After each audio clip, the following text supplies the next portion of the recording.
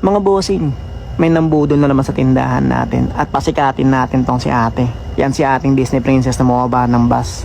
Yan. Malupit yung gagawin din yan dito. Kung matatandaan nyo, may pinost tayo sa TikTok at nag-trending yung video na yun.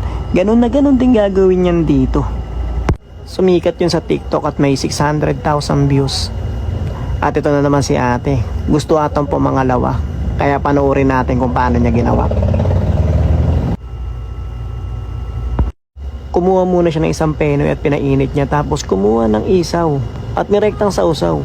Bawal yun. Kasi yan, dire-diretso lang siya. Kaso hindi mo maintindihan kung sabog ba siya o lasing o ano, hindi ko maintindihan. Tinan mo yung mukha, oh. Palong-palo. Yung malaman kung lupay-pay o lasing o ano eh. Ayan na yung penoy niyang pinainit. Ayan.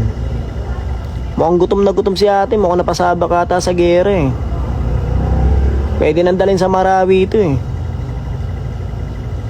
Nung umunguso-nguso po. Okay na nga no.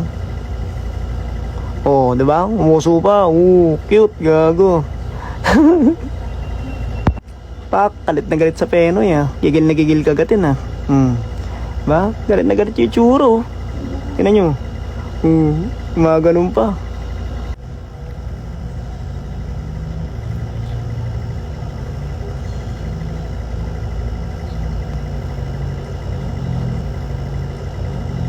Tindi na mukha oh. Tingnan nyo kumain oh. Ayan oh.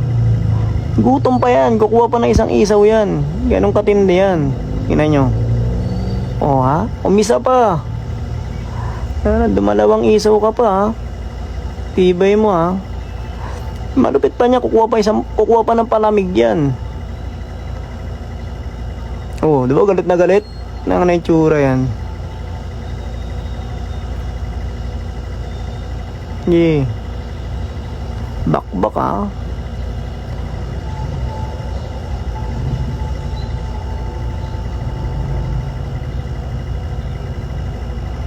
Mukhang nabusog na ata siya eh. Tumigil na eh. Yan. Yan, babalik ko na sa normal. Kasi tapos naman na siya kumain. Dito nyo, mapapanood nyo. Wala siyang inabot na bayad. Pero manghihingi ng sukli yan. Ganun katigas mukha niyan. Tapos matibay niyan. Galit pa yan.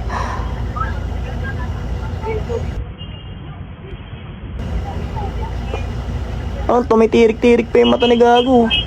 Lupit ah. Yan, tapos na siya kumain. Diyan na siya unti-unting bubuelo kung paano